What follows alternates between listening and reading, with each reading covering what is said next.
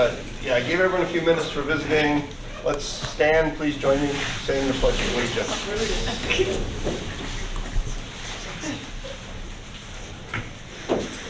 Okay, I pledge allegiance to the flag of the United States of America and to the republic for which it stands, one nation under God, indivisible, with liberty and justice for all. Thank you. So welcome everyone, club members, non-club members. We've got a great program today. Actually, let's jump right into it. Let's get moving fast. Let's do announcements first. Anyone have a club announcement? Sharon, did you want to say something? Quickly, Lauren, fellow Rotarian, yes. That's how we're supposed to do it.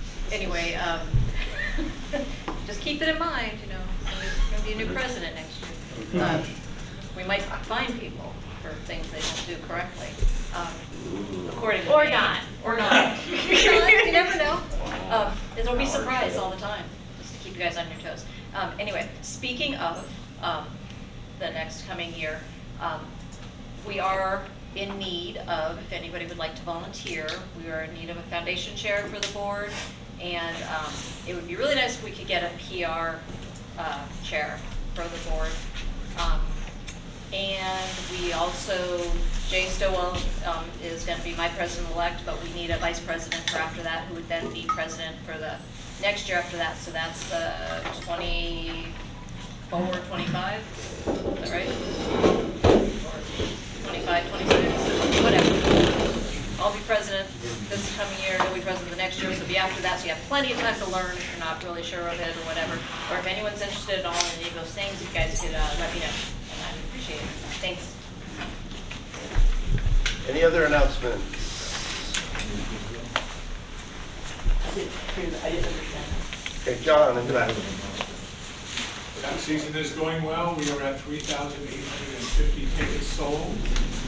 We will sell another 50 by the time Friday rolls around. So sometime before the end of this month, we will be at 4,000 sold, which is 2/3 of our tickets. At this rate, we are looking at the end of April or early May for sellout. If you have friends who participate, now would be a good time for them to do it, because last year we sold out on June 1st and we had a lot of folks who were surprised. So we're doing the best we can to get the word out. I've already been on Problem Corner once. We picked up a business sponsor out of that. And so things are going well, and we're still selling at C-Mart on Friday evenings 4 to 6 and Sunday 11:30 to 1:30, and we're interspersing some longer Saturdays at AC Lakeside, and those are going quite well as well. Is Vince on Zoom? But question though, you said you're on Problem Corner, the radio station, not at your house, right? They're interchangeable nowadays. But since Vince isn't on, he's setting up another one of his nonprofit lunches for us. That will be Saturday, April 15th from 11:30 to 3. He hasn't set the menu yet. That should be done in the next couple of days, and then we will drop it onto the Sitka ROTARY site. You can expect the 3 meals somewhere between the range of $10 and $15. We will probably do it as we did last time. Instead of taking cash, we will take sale of tickets, and that will help move things along as well. So everything's going well. Thanks to everybody for their help. Jenna, Eddie continues to drop off a paid book at every meeting, so I think we need to add 2 or 3 meetings a week, and we'll be sold out even faster. Thank you very much. So Jeff has his hand raised. Jeff? Yes, sir. Hey, just a quick note that on April 20th, I'll be sending out more information. The library and the Friends of the Library are going to do a library pub quiz, which is basically a trivia thing. It's teams of 1 to 3. So, and we'll be at the Centennial Building from 6:30 to 8. So be thinking about that. Thank you. Sounds good. Now, these were passed around before I got here, so thanks to whoever did that. John, did you do that? You're usually here first. Yes. So, Wildlife Cruise, June 3rd. Are there any other club announcements? I mean, let me mention one thing. So we changed our board meetings to the Monday night before our Tuesday meeting, and we, with very good intentions to have draft board meeting minutes available. They were sent out. Oh, they were sent out? Okay, I didn't see mine then. I sent But them out this morning. I was just gonna cover for you, Sharon. Sharon's been so good at that. We've missed the last couple of months, so forgive us for that. But sometimes your email This hits month and the my month junk. before. So- Yeah, sometimes your email hits my junk box. But yes, draft board meeting minutes. You know, everyone's welcome to the board meetings, but if it's good enough to read the minutes the next day, you know, please give us feedback. We want to know what you think, because the Rotary Club isn't the same without any of us. We all make the club up, so. I can't think of any other announcements from anyone else? Looks like Carrie Sable. Oh, sorry, Carrie. I'm just going to bounce off what Jeff said. I'm looking at the membership. Connie Sipe appears before me. Smarty pants about books. I think the Rotary should field a team. So just a comment. Are you waiting for Connie to say yay? She's muted. She's not saying yay. No, sorry. Okay. Well, I'll let you and Kari fight over that later after the meeting, but I'll leave that between you two. But yeah, anything else from any club members? We got a great speaker again, Catherine's month. She's lining good stuff up. Did you want to do the introductions? Sure. Okay. So I'll turn the time over to Catherine, and then she'll turn the time over to the speakers.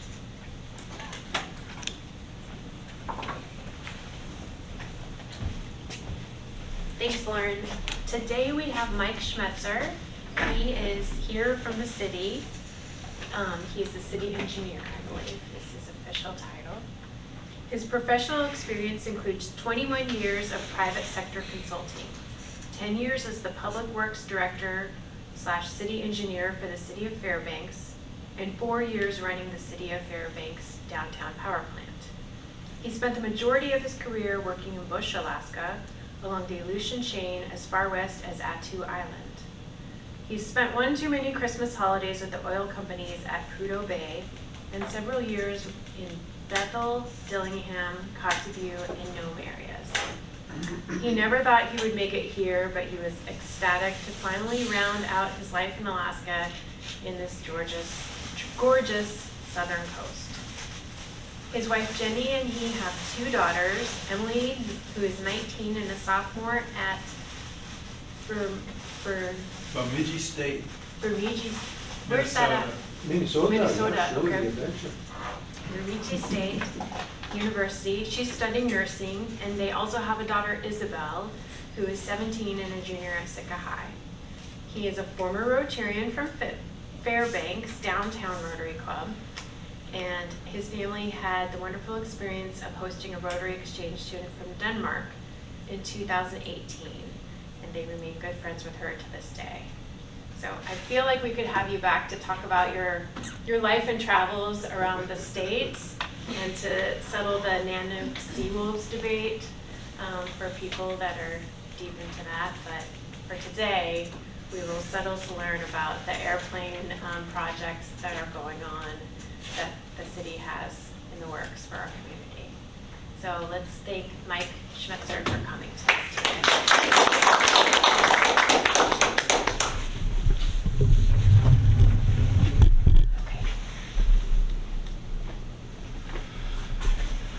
My first job coming out of school, I'm working for a consulting firm, and they sent me to an island called Bjorka. And working for the FAA doing some nav aids, and I have not been really in Southeast Alaska since 1987. I've been all over the state here. Coming back here was very interesting. A great move at this point in my life after a life of running around the interior and the North Coast. So I'm going to give you guys an update on the seaplane-based project.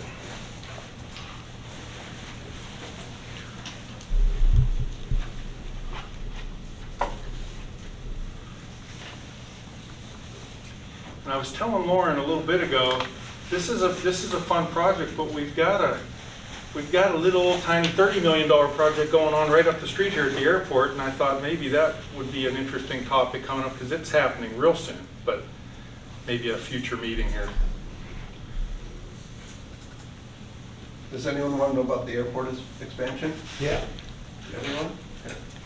All right. You forgot to mention that you're ready to get back into Rotary also, right?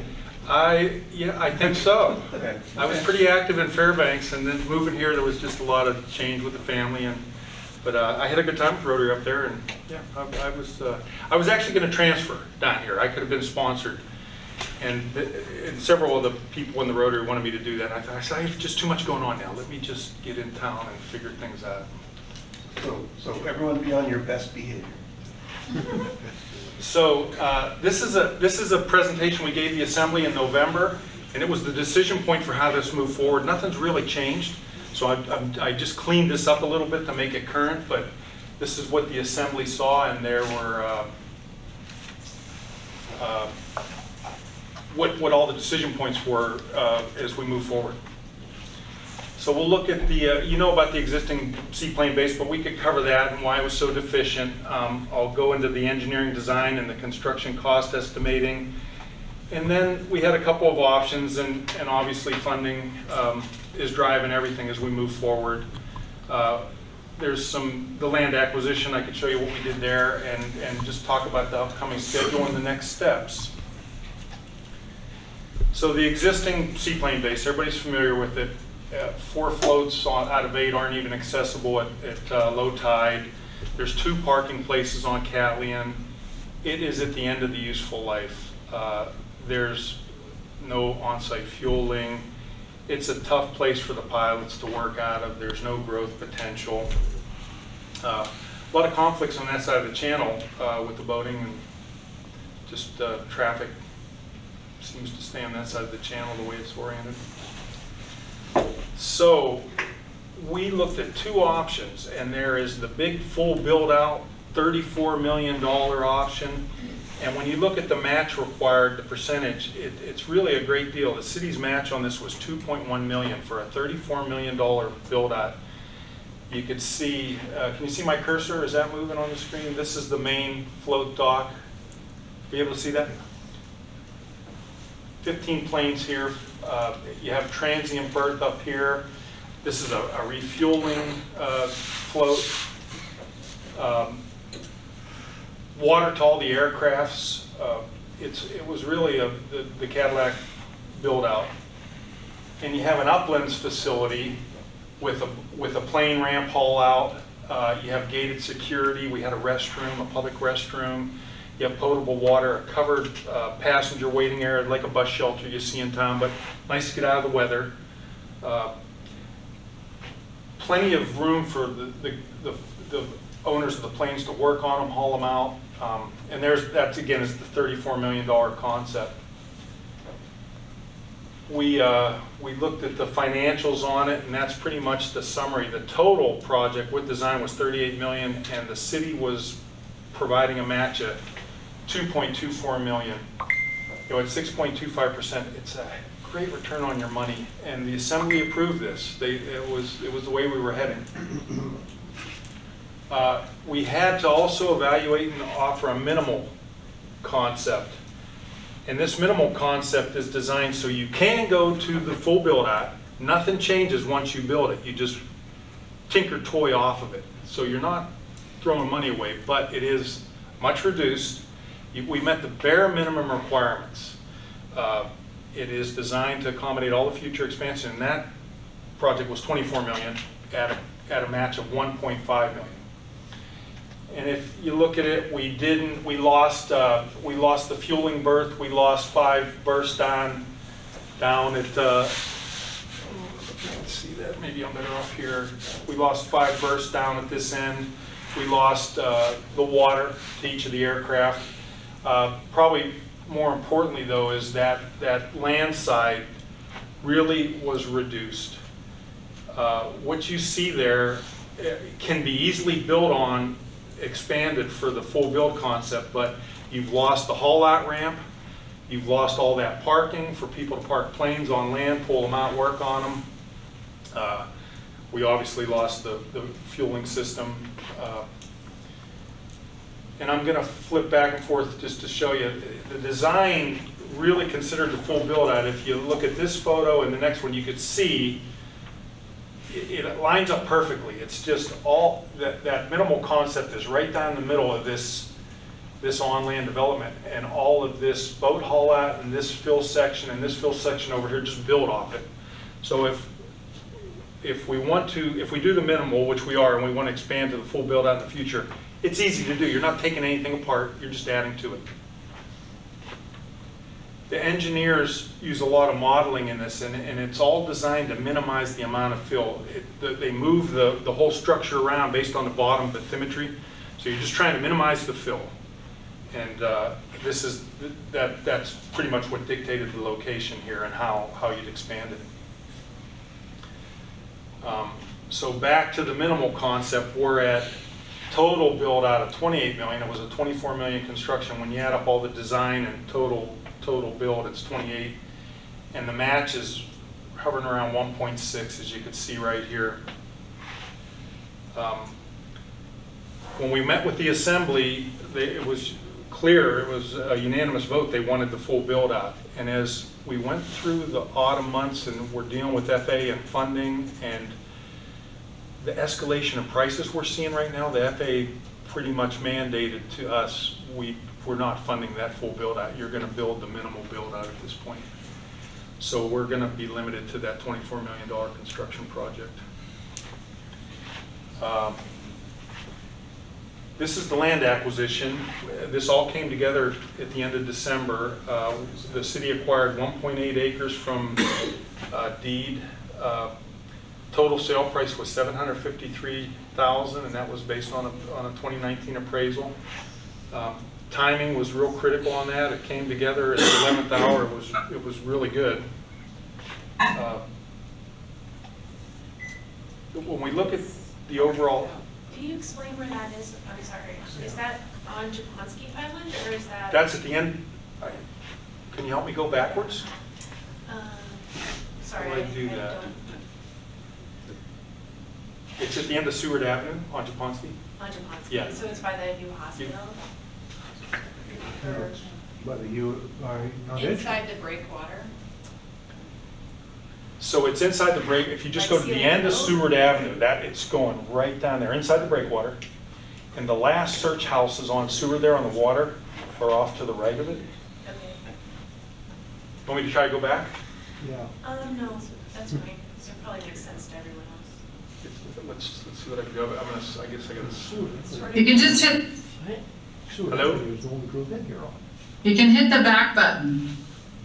Does he have a backspace button? You should be able to. There you go. Okay, got it. So there's Seward Avenue right here. The new hospital is down this area, right? This is the Coast Guard base over this way. Are you oriented now? The breakwater. Yeah. There's the breakwater right here. Okay. So you're right down at the end of this road we drove in here on? Okay. Where's UAS on that? So probably right down here, right? Am I right over here? Lower right hand corner. Okay. That's the very end of the road, right past the cul-de-sac there. If you turn around. Okay. So that whole development is right out in here. That fill section that goes out, and then the dock is out this way. The floats. See my cursor? Yeah. Does that help? Yeah. Thank you. So we're now into the design phase pretty heavily right here, and things have been delayed a little bit, but toward the end of 23 we should be wrapping up our design, and we would then proceed with really wrapping up the funding requests. I'm showing construction in 24-25. It's probably still doable based on state funding and where we're at. That's what would drive it. You know, we'll do everything we can to get the money, and we could be breaking ground in late 24. It could go to 25. It's all about when the grants come. Excuse me, what's EA Fonzie? So environmental assessment and the finding of no significant impact. And that's the environmental side of it. We looked at the marine environment, the archaeological surveys, noise, traffic, and it was a fairly long and expensive effort, as you could see by that timeline. So hopefully, 2025, we're operating a new seaplane base.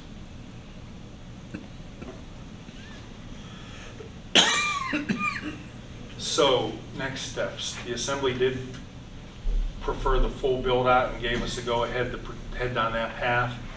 As we started down that path, and the way prices are just escalating out of control right now, we were directed by the FAA to back off. They want us to stay and aim for that 24 million sweet spot.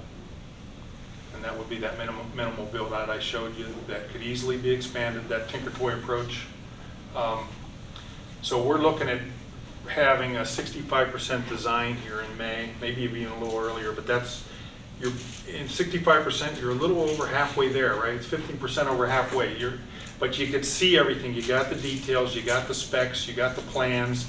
You have enough to come up with a real cost estimate, and at that point we'll tailor it in a little tighter to stay within that magic $24 million window, whether things get a little smaller or they get a little shorter. We're buying a widget and you just try to reduce the widget to what you could afford. We're really working close with FAA and the tribe right now. We're going through some, what they call a G2G, a government to government, answering the tribe's final questions. Archaeological oversight when we're in ground.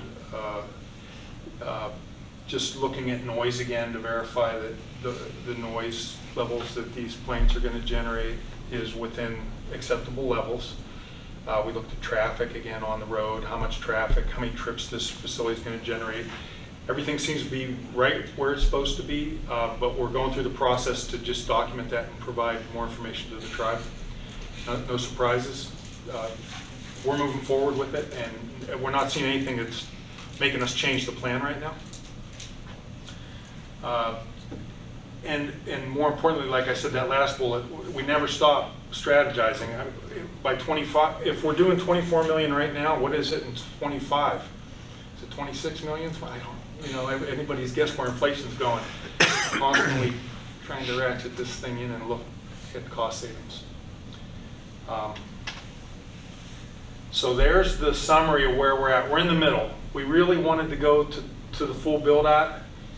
The Assembly approved that match. If we could get that money, and if something happens in the future and we can get it, we have Assembly approval to go that way, and it is a nice facility. If not, we'll go for that middle build out. $1.5 million match for the city. Yeah.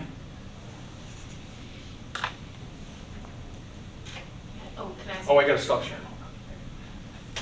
Go ahead. What's the, will people just pay rent on the berths then for their? Like a boat. Okay, so what is going rate for one of those? I'm just curious. I don't know. Okay. Okay. I are just the engineer.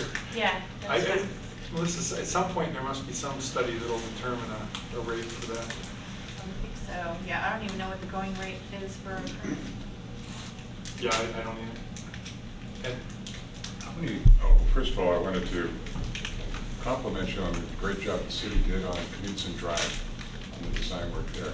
That's near and dear to my heart. But how many seaplanes are based in Sitka?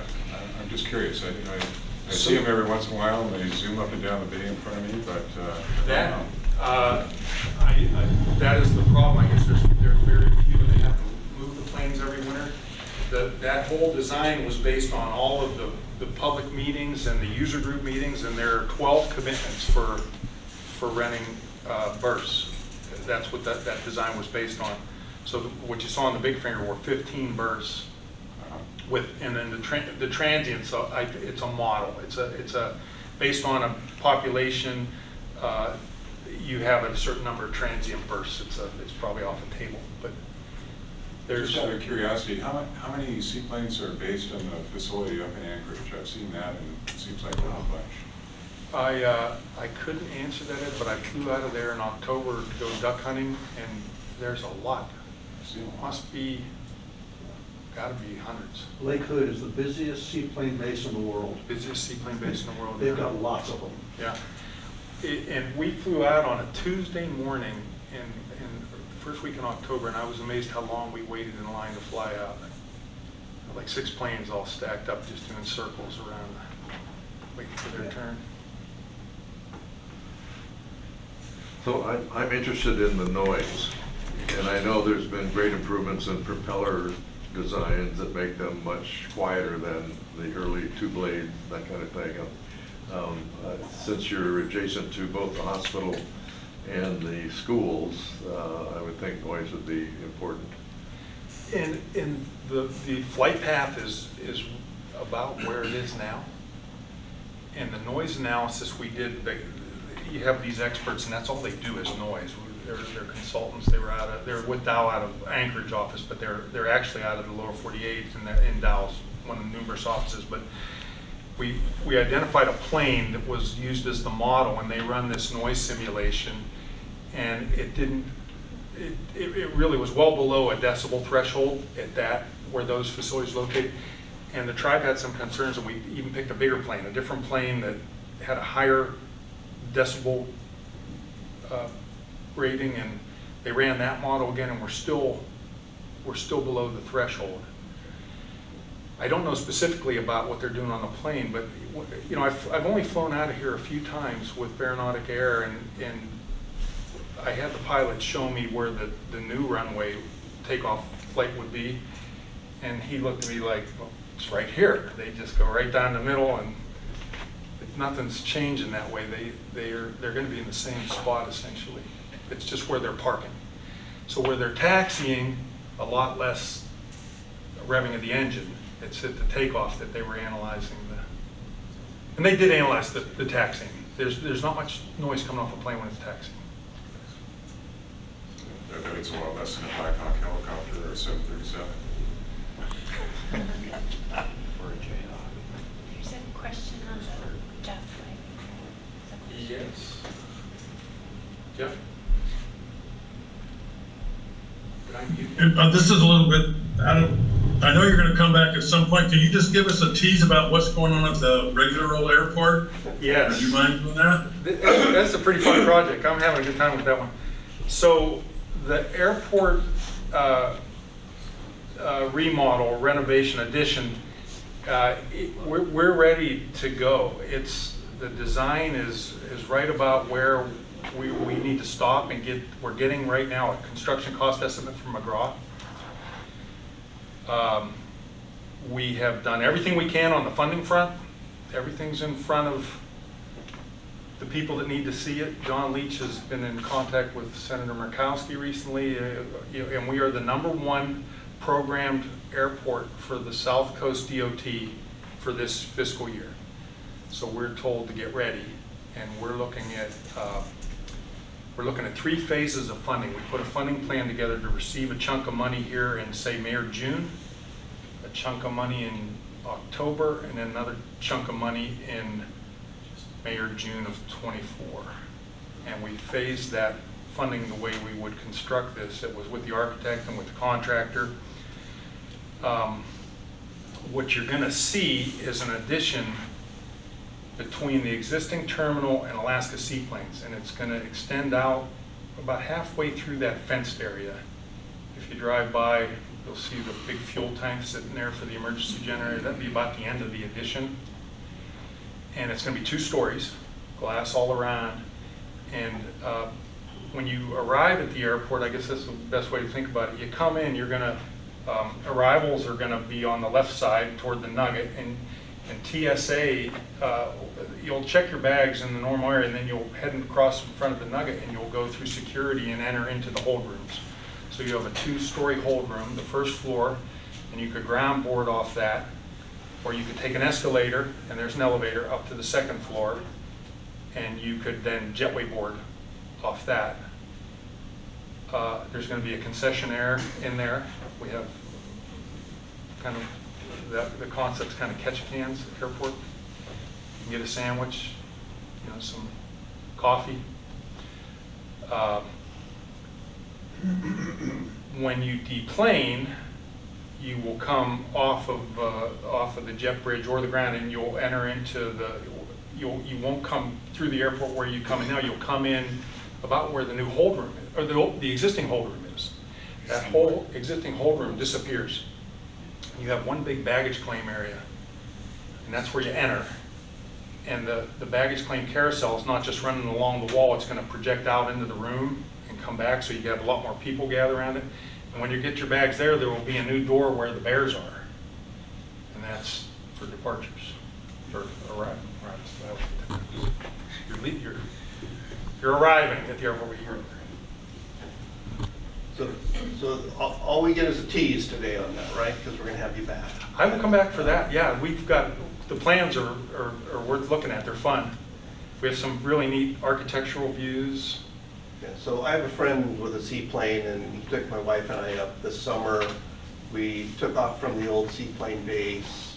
He and a couple of other pilots were talking about, and we observed the difficulties in and out, and kind of exceeded the useful life. They didn't have details then, but we had there's a handful of local people that will benefit from this. We flew up to Lake Diane, landed, came back, circled over. It's beautiful. It's a great thing to do. Is there economic benefit to the city? I mean, would some of these people then be able to do flight seeing trips or something? I mean, is that, what's they're serving locals, that aspect, but is there going to be kind of a commercial potential out of the new seaplane base? Sure, yeah. I know several, blanking on, it's one of the McGraws is starting a business. Kevin Aeronautic Air wants to expand. All of the planning and all the public meetings and most of the user group meetings occurred before I got here. But the idea is, we're really deficient as far as you look at other communities in Southeast, and I think it's the build it and they will come attitude also. And I lived in Juneau when they expanded the seaplane base at the airport there. That's really nice. But yeah, that was, there's a good economic benefit for Juneau. You said that you could have a concessionaire up in the departure area, departure area. Yep. Have you preserved space for the Nugget? The Nugget stays where it is. Okay. And then there will also be the concessionaire up top, and maybe that will be something the Nugget operates or somebody else. I'm completely removed from the leases and that side of the operation, just the As long design. as the space is still there and capable. Pardon me? As long as the space is still there for them and it's capable of being used. And we've been through all the plans with the owner. He likes it. He's happy with what he's getting. Yeah. We've been doing a lot of meetings with the rental car agency, the Nugget, the gift shop, the airlines. They're important too. We're trying to keep them in the loop. How many gates will there be? 3. 3. 3. So as you, I wish I had a architectural view to show you, but when you're sitting in the Nugget, and if you're looking out, the windows directly toward the runway, that's the view you're going to have. The addition's going to take away the windows looking to the south. Probably not your area, but why are we having so much trouble hiring an airport manager? So I do know a little bit about that. Half of what the other airport managers get. Yeah, that's probably the number one issue. The airport manager, the responsibilities right now that airport manager would have aren't what you would expect with a larger airport. You're more almost like a facility manager or building manager. Until the responsibilities grow into real airport management. I think that's where they priced it at. And that stems from the state owning it, right? The state owns the airport, we don't own an airport. municipality leases there? There's a whole separate complicating part of this project, and I'm not involved with it, but it's the leases, our agreement with the state, a co-sponsorship agreement, a DBE plan we have to have in place to run this airport and do this project. And there's a lot of, I am involved with the DBE plan, but I'm not involved with that whole other political side of it, sorry. What's a DBE, man? Disadvantaged business enterprise, it's required for the federal fund. What about parking? You dealt with that? I'm hearing a lot about it, and it's kind of quasi in the scope of this right now, but not fully. And I think that depends on how the city and the state decide on how we're going to manage parking. So right now, also the state owns the parking lot and manages the parking lot. And they've been talking for at least a year now to put an RFP for somebody to manage that, but we haven't seen that document come through yet. So one of the great advantages of the Sitka Airport is there's no fees for parking. Yeah. And I will be sad to see a gate and a turnstile to get in and out of there. And I'm going to be looking for programs in June. You want to come back in June? No I'm putting in my reservation. sure. June 6th. Yes. There might be an earlier spot open, but That's why I put in my reservation. yeah, we'll juggle. Back to the land acquisition for the seaplane. Did the value of the land acquisition count against the city match? That 700 and some thousand? I don't know the answer to that. I don't believe so, but I'm not sure. No, that was. You remember? It's not construction, I guess. I don't think it counts for our match for construction. Who was the previous owner? Department of Education. Yes, when do you think the new and improved airport's going to be available for us travelers? So if we broke ground this summer, and that's the goal, that's Sure. what we're planning, the idea would be to get, there's long lead time items right now. The supply chain is crazy. Generators we're ordering are 2 years out. At this point, we've heard 4 on some things. The idea is to get everything ordered as soon as possible. So we would get in the ground this summer. We would hope to have a shell enclosed from the weather by the end of the year, maybe in the early next year. And then you would probably spend the better part of that whole season working on that shell. So you're not disrupting the airport. You wouldn't work on the existing airport other than maybe from November to March or maybe October to April. So once that new airport is done and all the TSA equipment is in place, then they would switch traffic over to the new building and start to renovate the old part of the building. One of the logistics are crazy. It was we ordered the actual TSA baggage handling system in first week in October of last year. It was $1.9 million, and we're 100% design on this TSA conveyor belt and this screening system, and we don't really have a design for the room around it. But the lead time on that item was about 24 months. We had the grant in place, and that's how this project's coming together. It's cross your fingers and pray a lot. So if we cross our fingers and pray a lot, we could have a new one in 4 years? 3 years? So if we've got in the ground this summer, and we were finishing that addition through 24, we would then be we would have that up and running probably by the end of 24. Okay. And then we would go into the old airport and start the renovation there through 24, 25. Okay.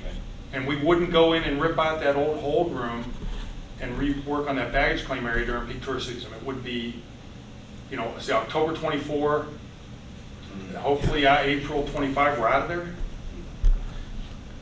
Well, as somebody that works for a tourist-based attraction. I appreciate you're not gonna disrupt or, our peak season.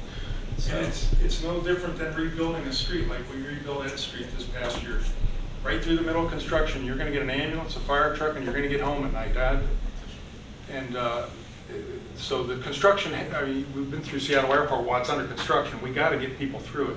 There's probably gonna be some weirdness at times, but. thank you.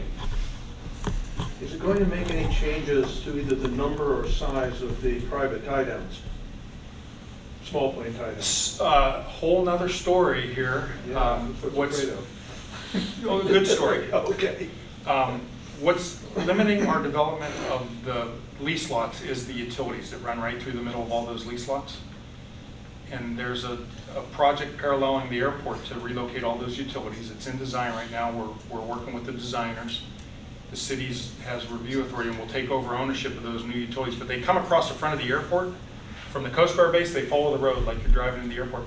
And as you drive back to get on the main road out of the airport, the utilities stay straight and they run through the field, which are all the lease lots.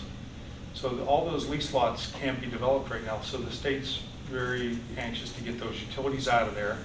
Apparently they have quite a bit of demand for just leasing those lots. The parking spaces, you mean? You talk about the parking spaces in the parking lot? No, I'm talking about The tie-downs, tie yes. down the airplanes. Yes, yes. So where you're tying down airplanes now, the idea is to develop that whole area. So they're going to move out to the old long-term parking area DOT that DOT owns? They don't plan on moving current tie-downs, they want to just expand it in that direction. And add tie-downs? Add tie-downs and Great. hangars and utilities. Great. So all the utilities will come in. So we just got a cost estimate for that utility project. It's $8 million. We're pushing 65% design right now.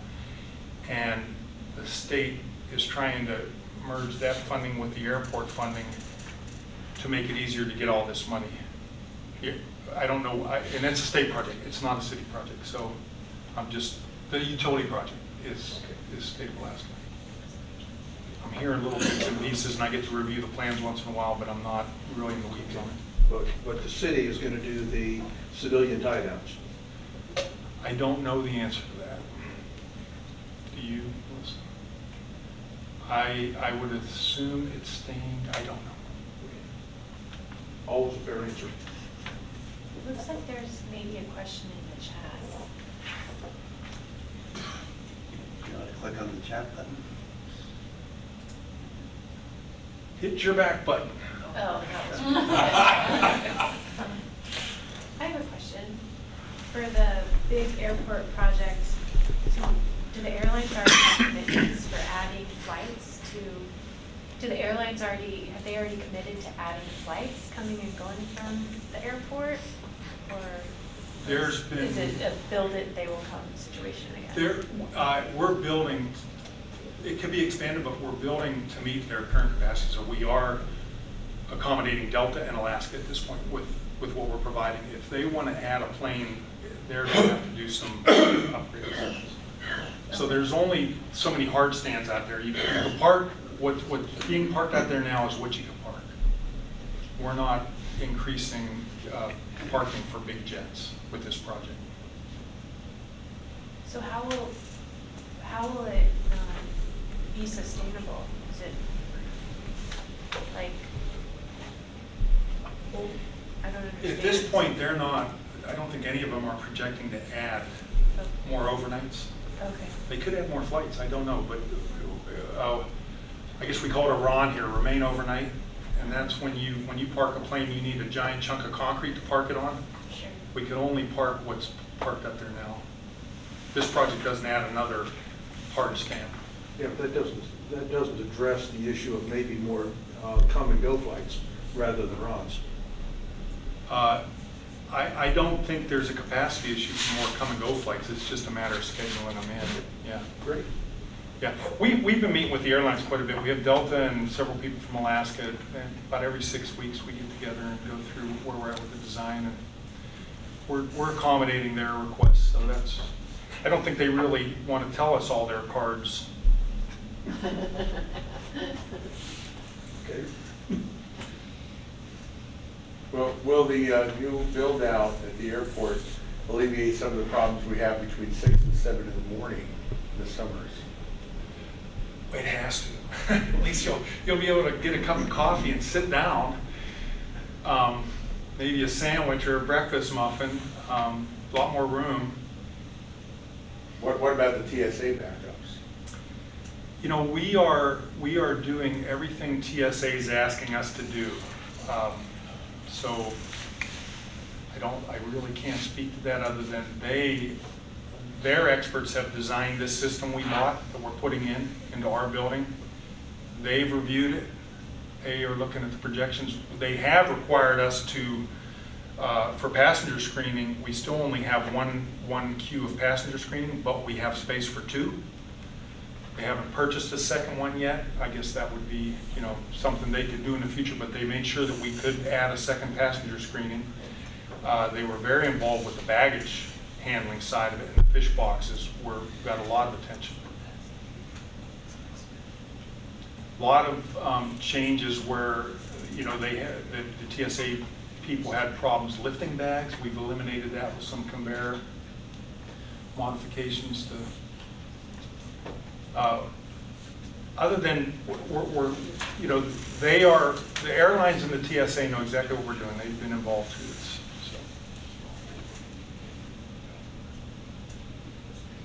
So back to the marine side, there was quite a bit of bedrock removal for the hospital. Are you going to run into bedrock underwater and have to excavate that? No, all fill. Yeah. There is going to be, what we're trying to do is minimize the amount of fill, you know, trying to just reduce the cost of the rock. So we were looking for shallow areas to put the fill in so you have less fill to go in the water. That was the balance I was talking about. Boy, I wasn't thinking I'd get 3 questions. I have a random question. Since you lived all these other places in Alaska, Yeah. I'm curious about like some happy surprises you found in places that you've lived in Alaska. Like, you know, you've been to all these unique places. Do you remember anything that you expected one thing and then you're like, oh, it's kind of a hard question. I love Bush, Alaska. The hospitality, the people were really welcoming. You go out to Bethel, and I was out there in the 80s and the 90s, I guess mostly, but Nome, Kotzebue, Wainwright, Norb, Wixon. Really, really warm, open communities. That's. Thank you.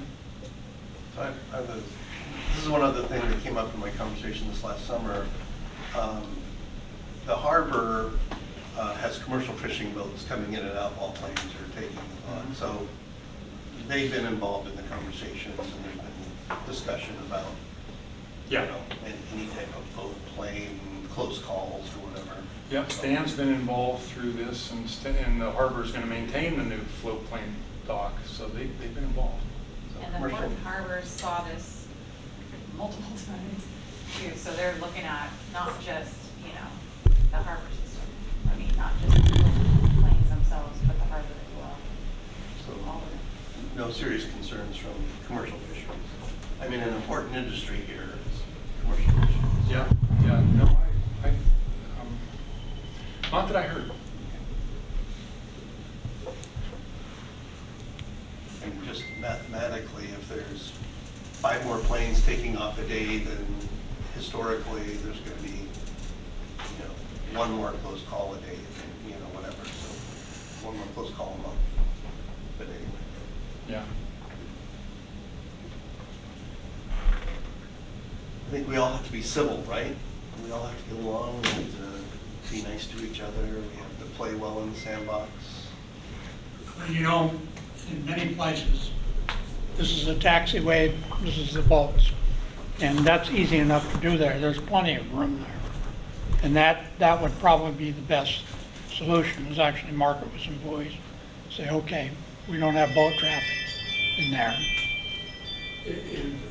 You know, the part of the float plane base is what's called an airport layout plan. It is on paper. You know, you look out in the water, there's nothing there, but the pilots know where they're supposed to be, and they are on that side of the channel is where the or the runway shown. Thank you so much for talking. Sure.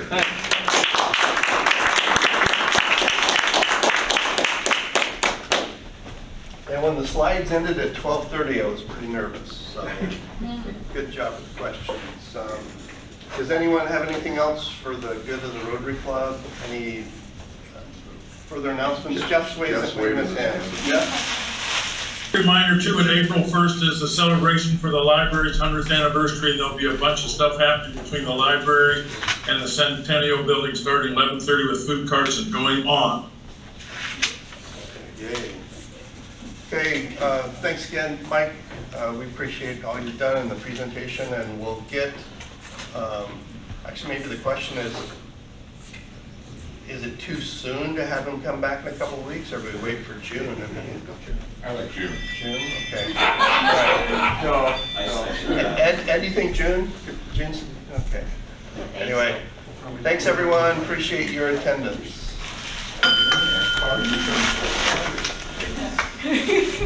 We're doing tickets on Saturday.